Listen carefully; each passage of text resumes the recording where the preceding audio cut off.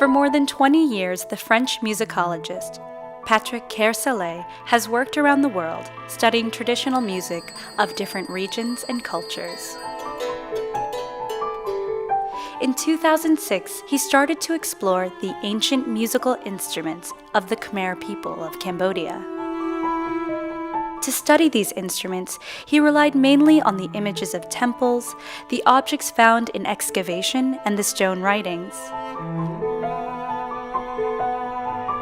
Although some of these instruments have disappeared, similar instruments are found elsewhere in Asia. With this, Patrick started to reconstruct the instruments of ancient Khmer, dating as far back as the 7th century. This project, which began in 2011, continues today.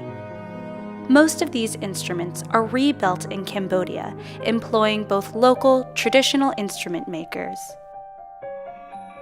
With all of this research, through the organization Cambodian Living Arts, a non-governmental organization dedicated to building a vibrant and dynamic Cambodian arts sector, and the members of the troupe Sounds of Angkor, the true cultural traditions of the Angkorian era have been revived.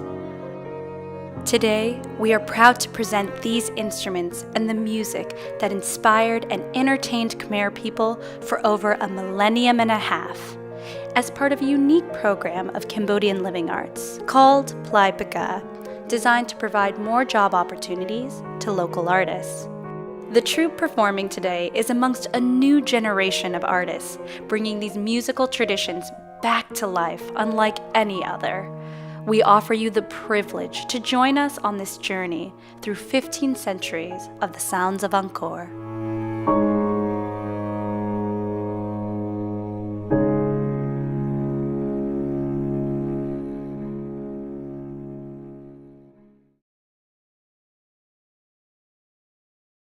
The oldest representation of musical instruments in Cambodia dates back to the 7th century. At that time, the harp and the monochord, followed by the drums and the cymbals, animated rituals in Hindu temples. The combination of music, song, and dance is an offering to the gods and an invitation to come join the festivities among human beings.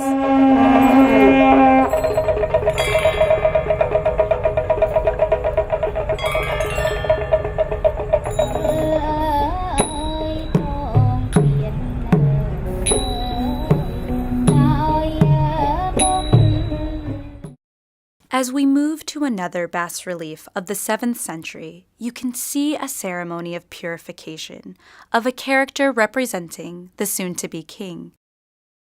This is the first appearance of the transverse flute, which until today has disappeared in Cambodia.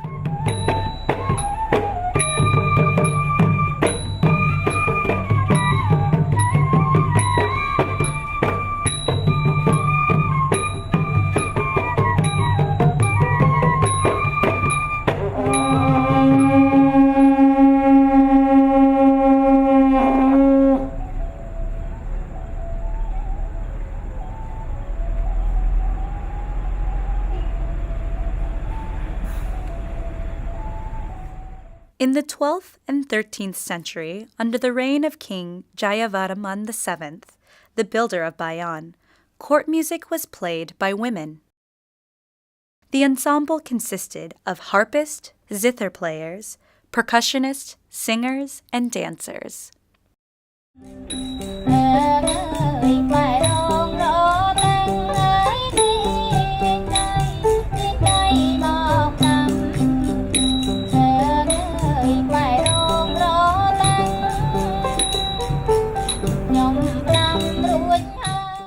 King Surya Varman II, the builder of Angkor Wat, had a military orchestra that paraded with long and short trumpets, conchis, cymbals, and various types of drums.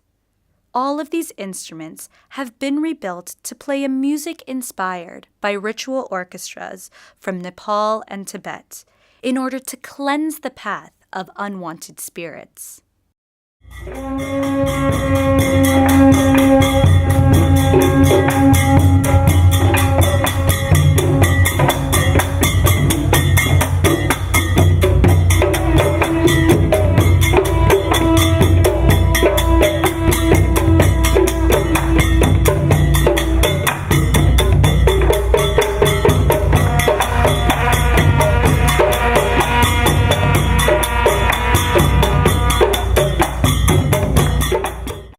For centuries, the crocodile has lived in the imagination of the Khmer people.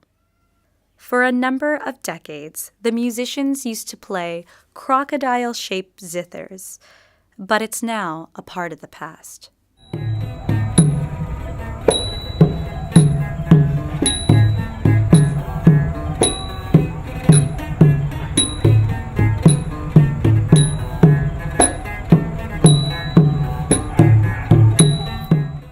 The instruments of ancient wedding orchestras were also played during healing ceremonies, in which a shaman invites evil spirits to leave the body of the sick.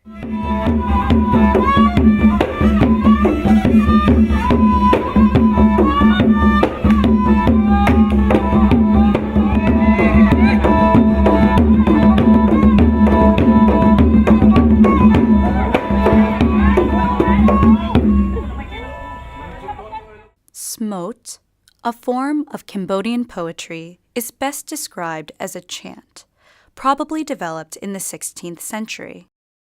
Smote mostly relates to Buddhist teachings and is particularly sung during funerals.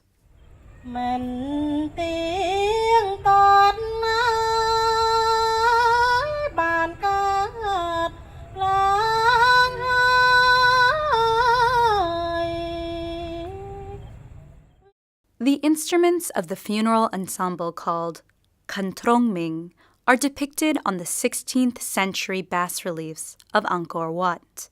This ensemble was played until the time of the Khmer Rouge, but today, only 2 ensembles still exist in Cambodia.